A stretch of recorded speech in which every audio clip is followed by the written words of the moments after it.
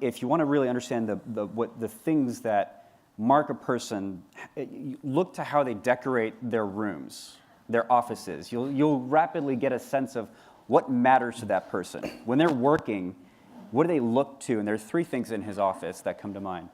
First was a painting called Heavenly Mist. It was a dramatic depiction of the moment at about 2:30 in the morning when his boat, PT-109, was cut in half by a Japanese destroyer, cut in half.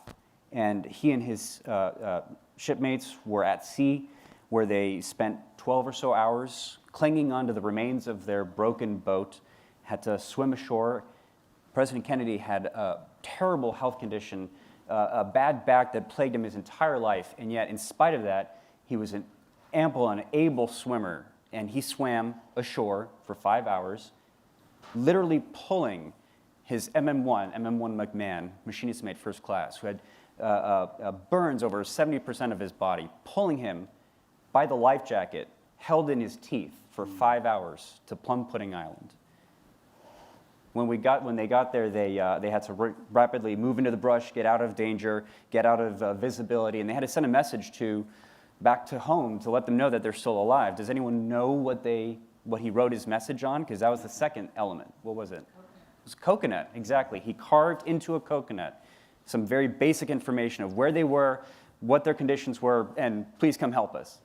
And that was the second artifact that adorned his office. But the third is my personal favorite.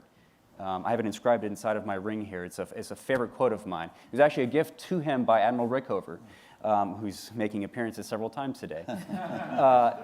Yes, indeed. The quote was inscribed on a plaque, and it's a line from a Breton fisherman's poem or prayer. And it essentially said, "O God, thy sea is so great, and my boat is so small." And that was the plaque that he put center in front of on his desk, right in front of him. Every phone call he ever took with the Kremlin, every strategy session debating what to do in the Cuban Missile Crisis, every challenge, every struggle, over civil rights, over domestic policy, it doesn't matter. That quote was center stage in front of him. "Thy sea is so great, and my boat is so small." This is arguably the most powerful man in the world, certainly at the time. And he thinks to how small his boat is in front of a raging sea.